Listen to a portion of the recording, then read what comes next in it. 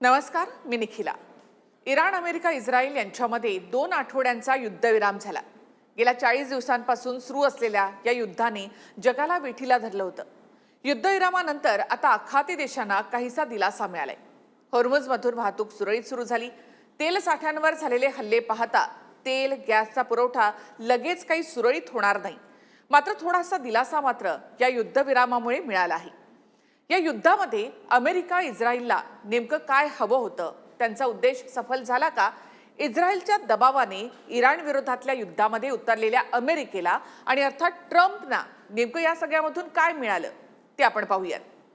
अमेरिकेच्या आखातामधल्या मित्र देशांचं या युद्धामुळे प्रचंड नुकसान झालं। मग त्यामध्ये Kuwait, Qatar, Bahrain, UAE, Jordan, Cyprus, Iraq आणि सौदी अरेबिया यांच्यावर इराणनं हल्ले केले।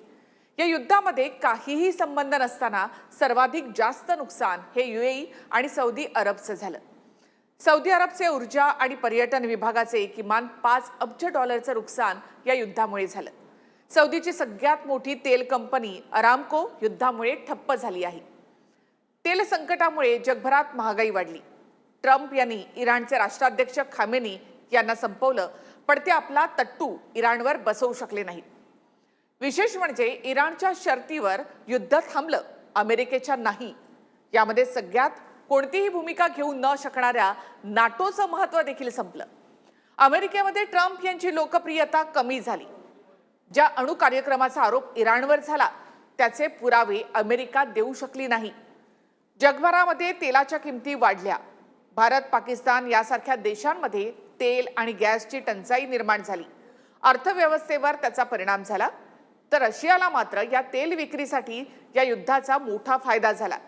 युद्धविरामासाठी चीननं मध्यस्थाची भूमिका बजावली आणि त्यामुळे जगभरात प्रतिमा सुधारण्यासाठी चीनला त्याचा फायदा झाला। आता युद्धामध्ये इंग्लंड, फ्रान्स, स्पेन यासारख्या देशांनी अमेरिकेची साथ सोडली। आपले एअरबेस तरी वापरू दिले नाहीत। एवढंच नाही तर युद्धाला ट्रम्प यांना जबाबदार ठरवून खडे बोल देखील सुनावले। त्यामुळे अमेरिका या सगळ्या युद्धामध्ये एकटी पडली।